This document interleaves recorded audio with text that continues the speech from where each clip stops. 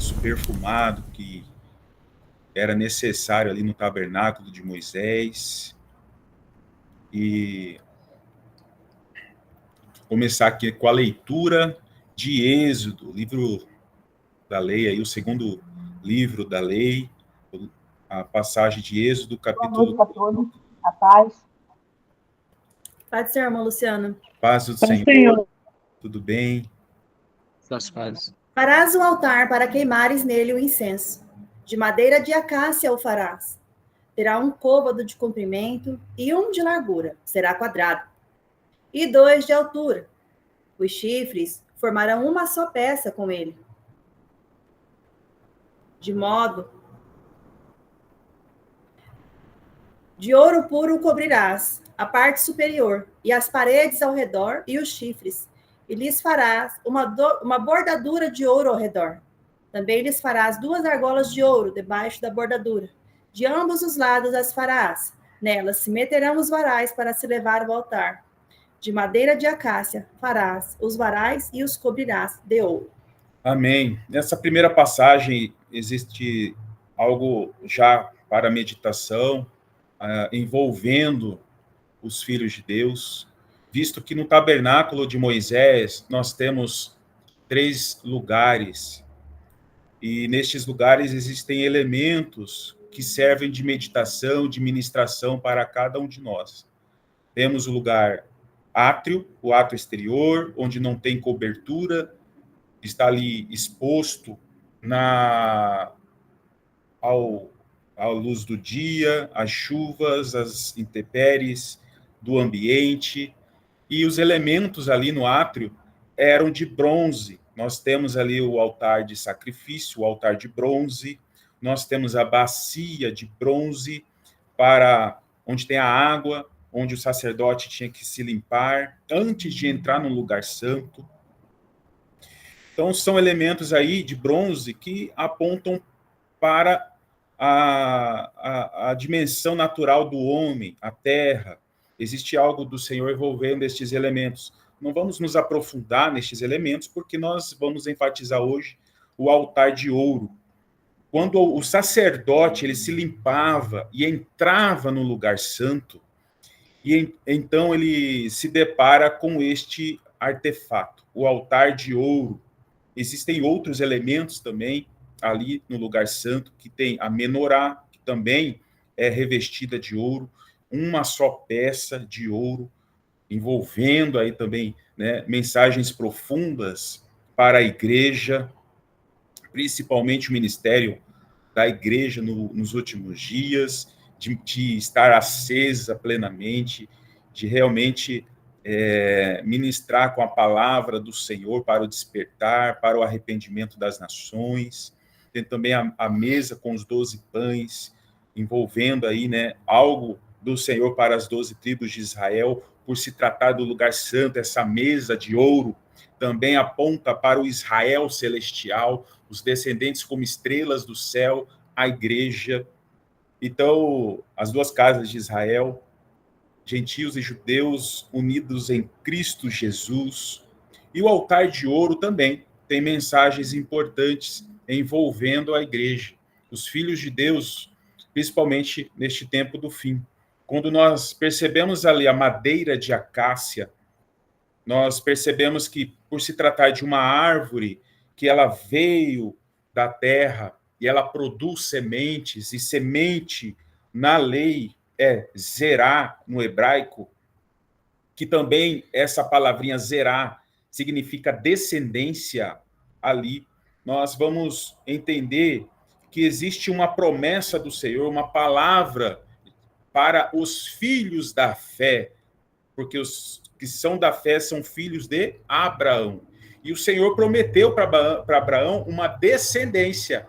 E vamos enfatizar hoje essa descendência como estrelas do céu. Descendência, a palavrinha zerá, semente.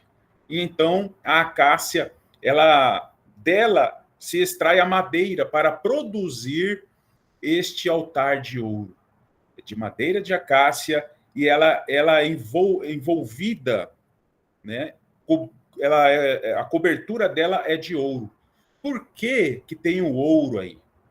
para relacionar com o propósito da glorificação dos santos, a glorificação da igreja. Ouro vai tipificar a glorificação. E quando nós encontramos ali também o fato dela ser quadrado ali, dela ter medidas iguais como um quadrado, também vai relacionar com a Nova Jerusalém. E lá em Apocalipse, capítulo 21, nós temos ali as medidas iguais, tanto na largura como na altura. Então, nós percebemos que existe uma relação da igreja com a Nova Jerusalém, onde nas medidas do altar de ouro nós já percebemos algo interessante, algo importante. E também frisei a questão dos chifres. Chifres, na palavra de Deus, vai apontar para autoridade, para poder, exercer domínio, poder, autoridade. E é uma das promessas do Senhor para a igreja, para que ela venha, após vencer, e ao vencermos, nós vamos o quê? Herdar. E na herança, nós vamos exercer reino e sacerdócio. E o reino envolve autoridade, poder, domínio, regência sobre as nações da terra. Só nesta leitura já percebemos muitas menções aí, palavras que se relacionam com as promessas do Senhor para a igreja, a descendência como estrelas do céu. Amém? Vamos continuar aqui com a leitura dessa passagem que é muito rica. Porás o altar defronte do véu, que está diante da arca do testemunho, diante do propiciatório que está sobre o testemunho, onde me avistarei contigo. Arão queimará sobre ele o incenso aromático. Cada manhã, quando preparar as lâmpadas, o queimará. Quando, ao crepúsculo da tarde, acender as lâmpadas, o queimará. Será incenso contínuo perante o Senhor, pelas vossas gerações. Existe, portanto, aí, nessas passagens, também algo muito valioso. Defronte do véu. Quando nós relacionamos com o véu que separa o santo do santíssimo, nós percebemos que as características do véu também vão relacionar com o ministério da igreja, com as características da igreja gloriosa. Ali no véu existem tecidos de colorações aí que vão relacionar com este ministério. Nós temos a cor azul, que vai se relacionar com o propósito celestial, descendentes como estrelas, olha só, celestial. Ordem de Melquisedeque. Outra coloração, a coloração púrpura, que vai remeter ao sacerdócio e real, olha só, reis e sacerdotes. Tem também a cor carmesim, que é a cor avermelhada, que vai apontar para o sangue de Cristo. Através do sangue do Cordeiro, nós somos lavados pelo sangue do Cordeiro, as nossas vestimentas, fomos comprados com sangue. Então, existem mensagens profundas aí, só envolvendo as características do véu. O linho fino também está ali presente no véu. O linho finíssimo, que onde está ali em Apocalipse, capítulo 19, os atos de justiça dos santos, o linho vai ser usado para o quê? Tecer as vestes da noiva, e além disso, tem ali os querubins no véu, que relacionam com o agir de Deus, do próprio Senhor na terra, envolvendo aí a ação dos cavalos, o ministério das duas testemunhas. Só olhando para o véu a gente consegue entender essas características aí, envolvendo a igreja. Diante da arca do testemunho, diante do propiciatório que está sobre o testemunho. Quando fala testemunho, nós percebemos que existe um propósito das duas testemunhas, e não só as duas testemunhas, mas também a terceira testemunha, fiel e verdadeira, o próprio Senhor Jesus, diante deste propósito dos últimos dias, envolvendo também as características das duas testemunhas, que nós também já estudamos em outros estudos sobre o pano de saco, a prensa do azeite, de extrair o azeite para realmente o acendimento pleno da menorá, requer aí a ação das duas testemunhas, que são os dois candelabros que estão diante do Senhor da terra. Quem são os dois candelabros? Esmirna e Filadélfia, que se acham dignas, que estão diante do Senhor, são imprescindíveis para o despertar das virgens, para o acendimento pleno da menorá nos últimos dias.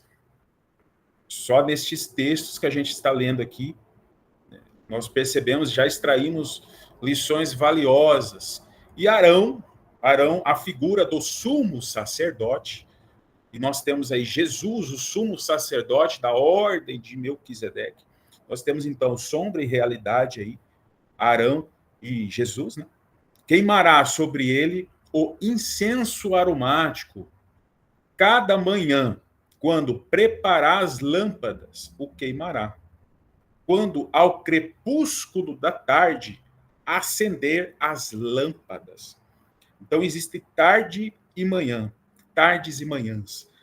Ou seja, o sacrifício contínuo de tardes e manhãs. Sacrifícios contínuos, ininterruptos. Envolve o quê? A manhã e a tarde. Na manhã, ele prepara as lâmpadas. Existe aí algo que dá o start.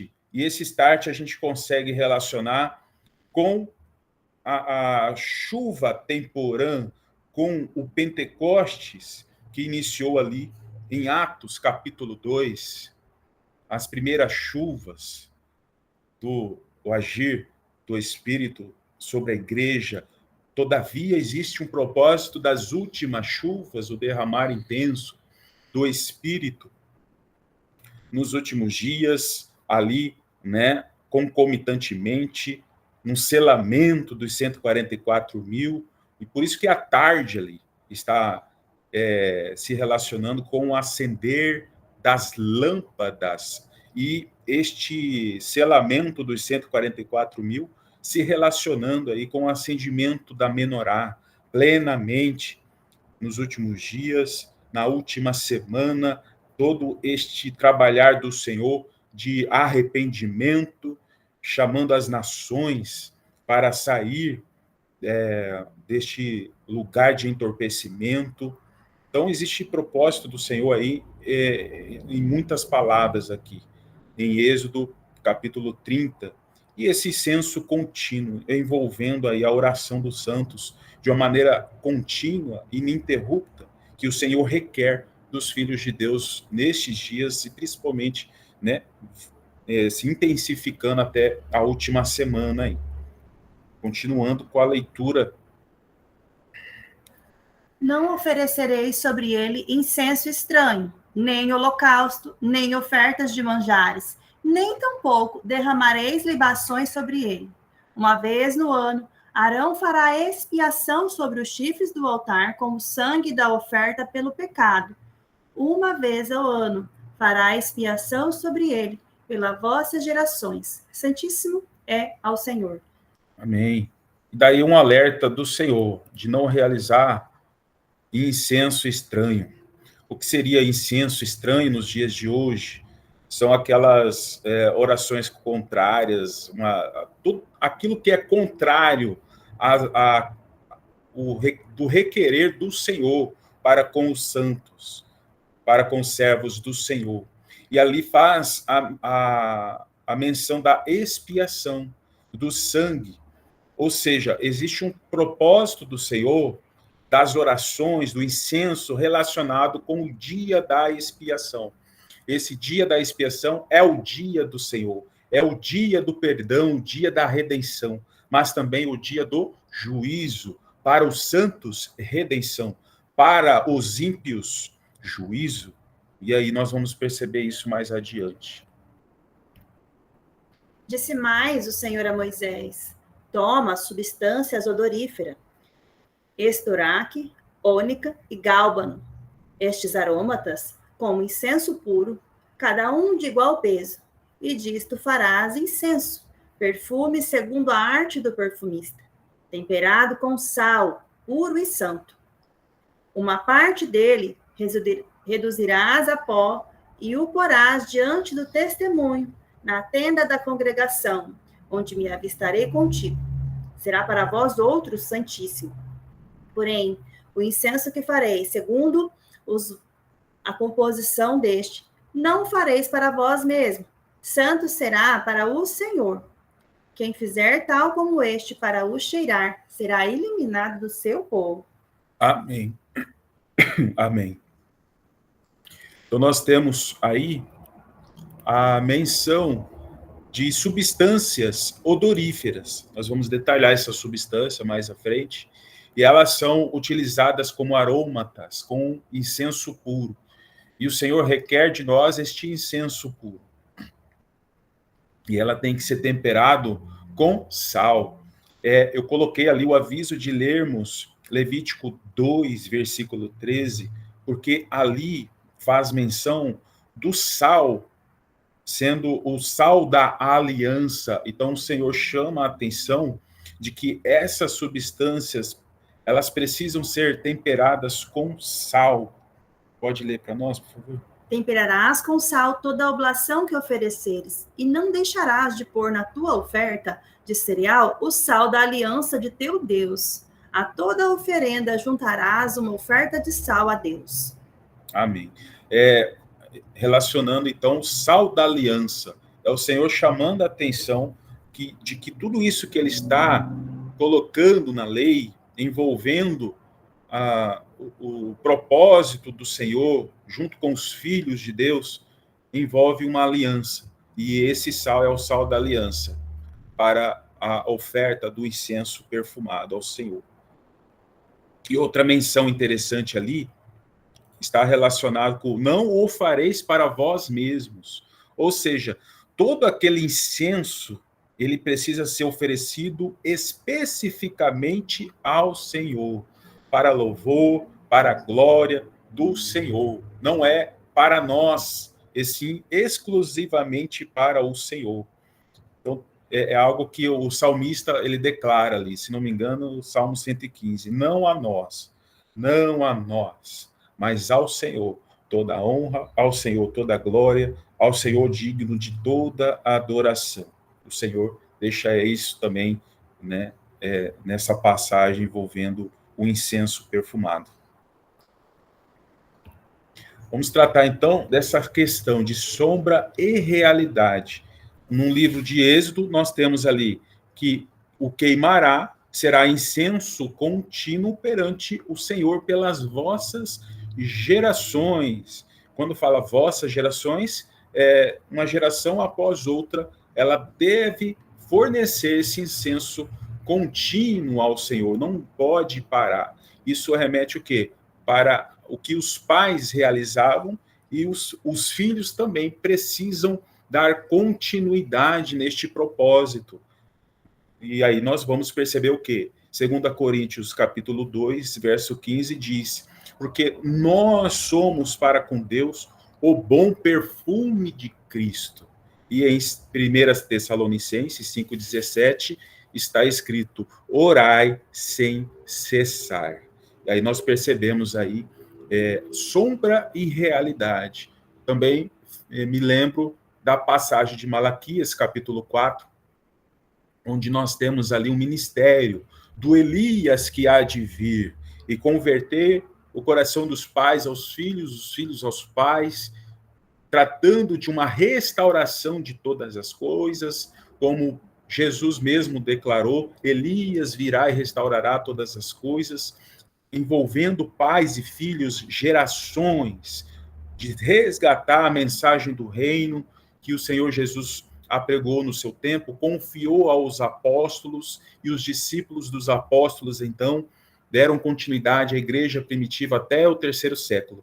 E essa última geração vai resgatar tudo aquilo que os pais, os apóstolos, os profetas, né, receberam e louvavam ao Senhor, né, diante de um incenso perfumado. Essa geração dos últimos dias há de resgatar. Vamos tratar, então, dessas substâncias odoríferas.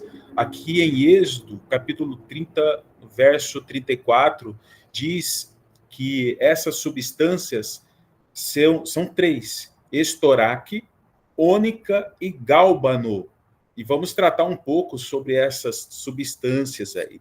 Nós temos imagens delas aí, que nós extraímos, e com as suas respectivas palavras aí, no hebraico, nós vamos conseguir pegar aí também na própria escritura. Você está lendo? Essas palavrinhas estão aí espalhadas pelas escrituras e servem de mensagens para nós aí. Vamos tratar primeiro aí do estoraque, natap, em hebraico. Trata-se de um arbusto que ela possui um odor bastante apreciado, e ela é extraída através da incisão nos ramos e nas hastes. É uma planta que pode atingir aí até 7 metros de altura.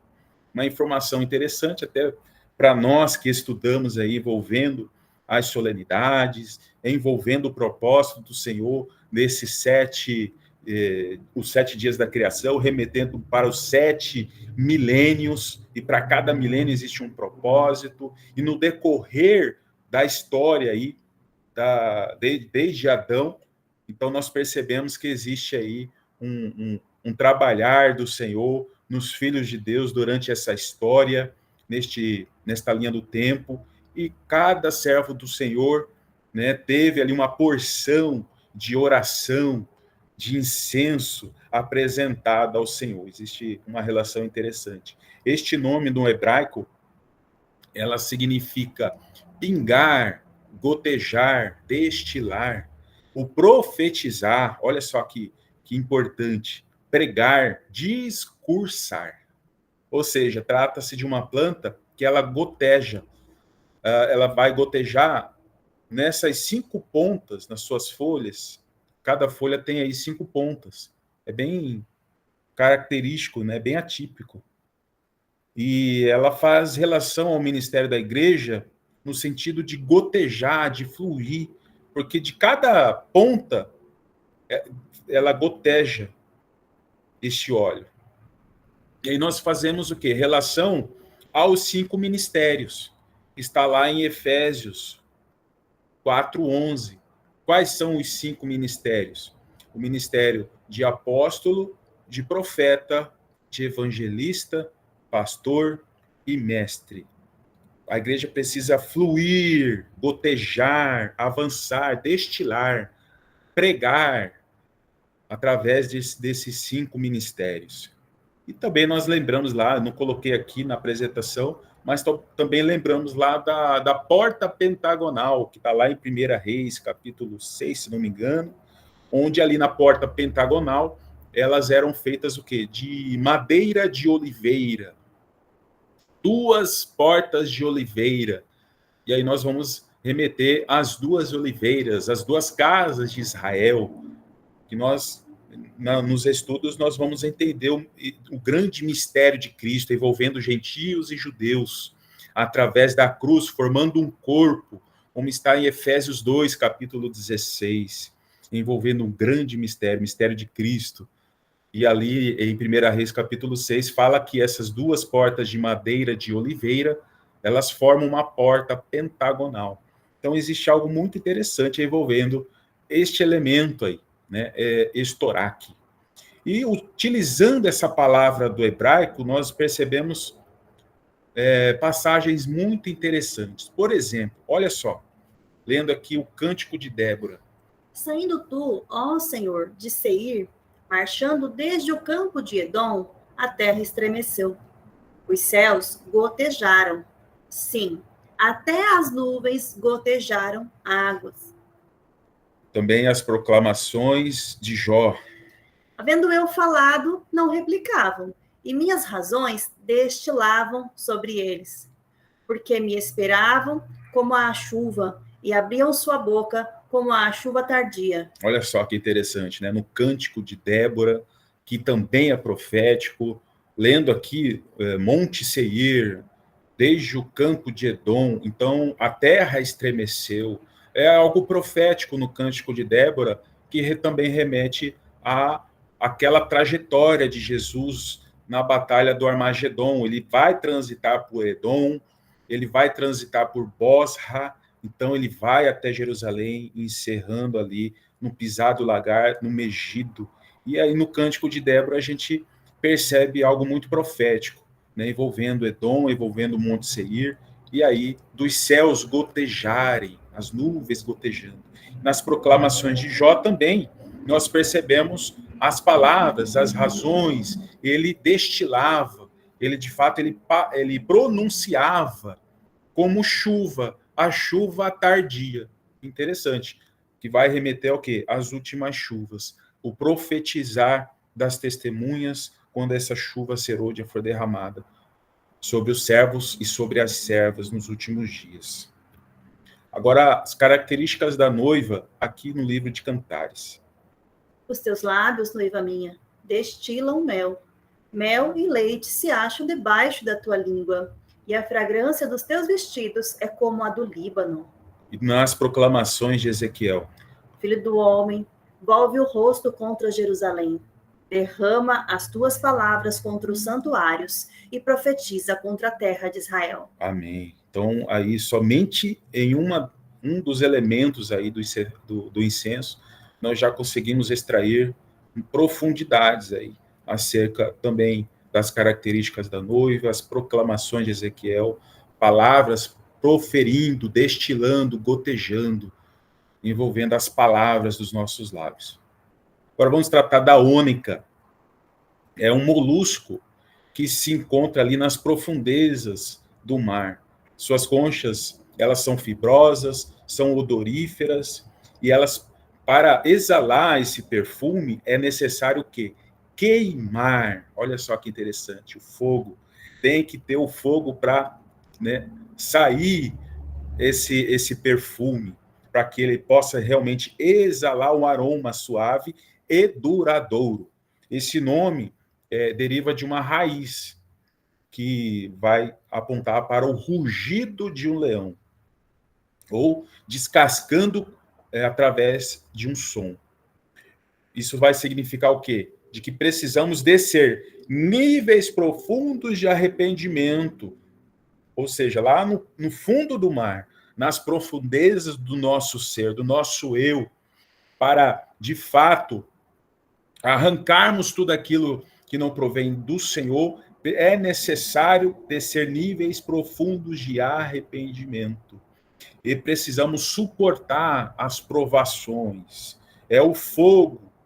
E necessário para quê? Para que possamos estar devidamente posicionados como servos, atalaias do Senhor, a fim de profetizar, rugirmos como leãozinhos.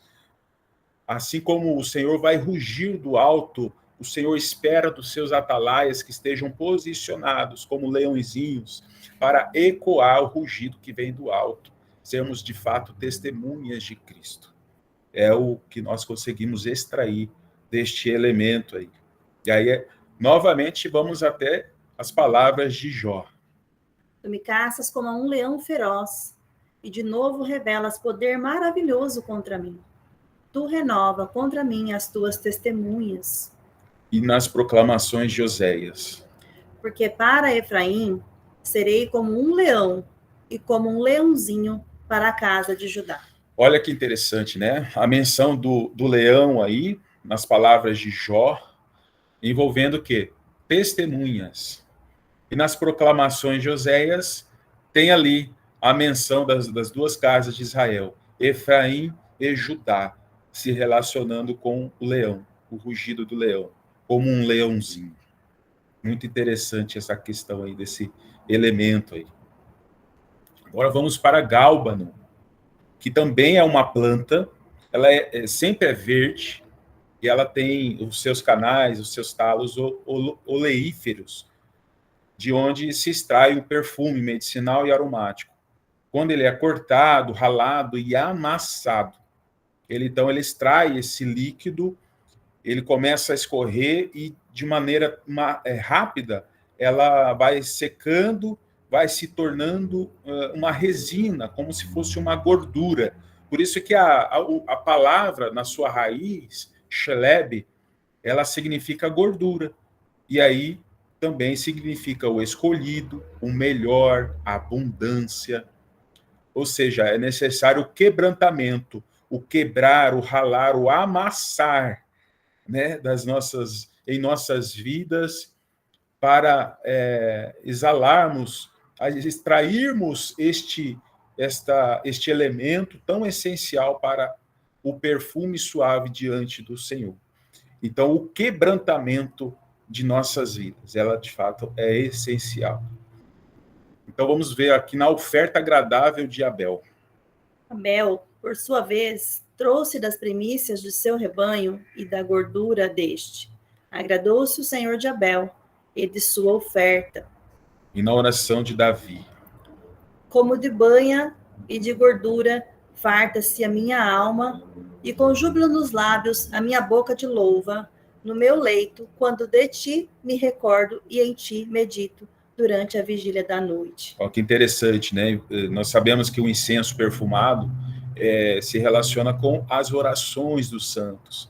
E nós percebemos aí, tanto na oferta agradável de Abel, e principalmente agora aí com a oração do rei Davi, essa relação da gordura como um sacrifício agradável, se relacionando com o abrir dos nossos lábios, as nossas orações, quando nós louvamos o Senhor na vigília da noite.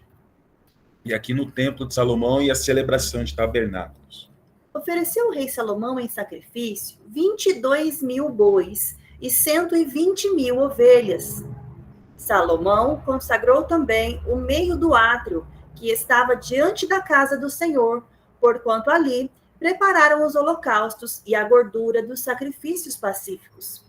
Assim, celebrou Salomão a festa por 7 dias, e todo Israel com ele, uma grande congregação, desde a entrada de Ramate até ao rio do Egito. Ao 8º dia, começaram a celebrar a festa dos tabernáculos, porque por 7 dias já haviam celebrado a consagração do altar. A festa durava 7 dias. Amém. Então, é uma passagem muito, muito importante envolvendo o Templo de Salomão na consagração, e envolve aí também a tabernáculos, e isso vai se relacionar com a igreja na celebração de tabernáculos, diante do trono, Apocalipse 7, verso 9, uma grande multidão vestida de branco, palmas nas mãos, louvando o nome do Senhor. Também Apocalipse capítulo 15, verso 2, onde está ali um mar de vidro, com fogo e com harpas nas mãos, diante do trono, algo muito lindo, maravilhoso, que também se relaciona com os profetas, né? Principalmente aí Ezequiel, capítulo 43 ali.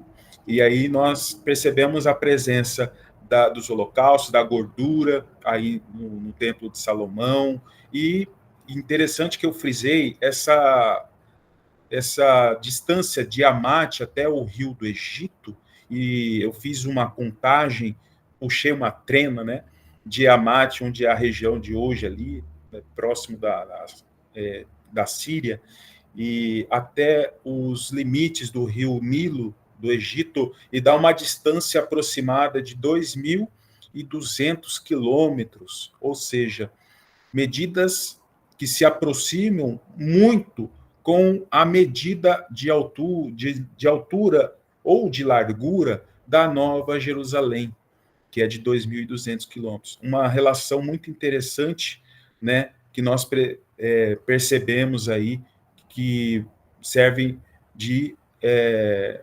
curiosidade, né, para cada um de nós, envolvendo aí todo esse mistério aí da Igreja de Cristo no reino do Senhor, no reino eterno. E também aqui, ó, algo muito interessante, envolvendo a consagração do tabernáculo de Moisés. Lembrando que lá em Êxodo 40, do 2 ali, verso 2 e verso 17, a gente percebe que o tabernáculo levou exatamente 360 dias para ficar pronto, ou seja, 1 ano. E aí nós percebemos que no dia em que Moisés acabou de levantar o tabernáculo, ele ungiu e consagrou ao Senhor. E cada tribo tinha que oferecer ofertas, entre elas, um recipiente de ouro com 10 ciclos de incenso. E aí nós lemos aqui a passagem de Números, capítulo 7, verso 86. As 12 vasilhas de ouro, cheias de incenso, pesavam cada uma 120 gramas, também com base no peso padrão do santuário. O total de vasilhas de ouro pesava 1 quilo 440 gramas. Olha que interessante. Por se tratar de vasilhas de ouro, e novamente ouro, porque vai remeter aos descendentes como estrelas, a igreja gloriosa, que será o quê? Glorificada. Ouro vai relacionar com a glorificação. E essas vasilhas de ouro estavam cheias de incenso. E quando realizamos essa contagem de 12, de 120 ciclos vezes 12 gramas, dá 1 quilo 440 gramas, remetendo ao quê? Aos 144 mil, a igreja. Então, algo muito interessante que eu extraí dessa passagem de Números capítulo 7 aí. Agora vamos lá para o Apocalipse, realizando o desfecho agora, envolvendo os santos. Quando o cordeiro abriu o 7º selo, houve silêncio no céu, cerca de meia hora. Então, vi os 7 anjos que se acham em pé diante de Deus. Eles foram dadas 7 trombetas. Veio outro anjo e ficou de pé junto ao altar, com um incensário de ouro, e foi-lhe dado muito incenso para oferecê-lo com as orações de todos os santos sobre o altar de ouro que se acha diante do trono. Amém. Então, aqui, na abertura do 7º selo, nós temos ali a presença de 7 trombetas e um incensário de ouro. Então, existe uma relação do incensário de ouro com as 7 trombetas aí do Apocalipse. E esse incensário de ouro foi dado muito incenso para oferecê-lo com as orações de todos os santos, como se fossem aí as orações de todos os santos diante do altar de ouro, diante do trono, tem um propósito. E esse propósito envolve as 7 trombetas, envolve o quê? O lançar do incensário na terra, como nós vamos ler agora aqui. E da mão do anjo subiu à presença de Deus a fumaça do incenso, com as orações dos santos. E o anjo tomou o incensário, encheu-o de fogo do altar e o atirou à terra. E houve trovões, vozes, relâmpagos e terremotos. Amém? Então, a ação das 2 testemunhas e das trombetas na última semana é o cumprimento de todo esse mistério do incensário, do altar de ouro, da oração, das orações de todos os santos, né, enchendo de fumaça diante da presença de Deus, e essas orações sendo correspondidas na terra, como se pegasse ali as orações e o Senhor respondendo através do quê? De flagelos, de sinais, de maravilhas na terra. As 2 testemunhas, no momento que elas estiverem profetizando, proclamando, tudo aquilo que ela declarar na terra, o céu vai corresponder. Tudo aquilo que elas disserem diante dos ímpios ali, o Senhor vai chancelar e vai cumprir com sinais e maravilhas atirando na terra, envolvendo o quê? As trombetas, os flagelos aí. Na primeira metade da semana, chamando o arrependimento das nações, e na segunda metade da semana aí, né, envolvendo aí também os flagelos contra o povo da besta. E é isso, né? São as mensagens que conseguimos extrair do incenso perfumado, do altar de ouro e toda a realidade aí dos santos, da oração e também da última semana de Daniel.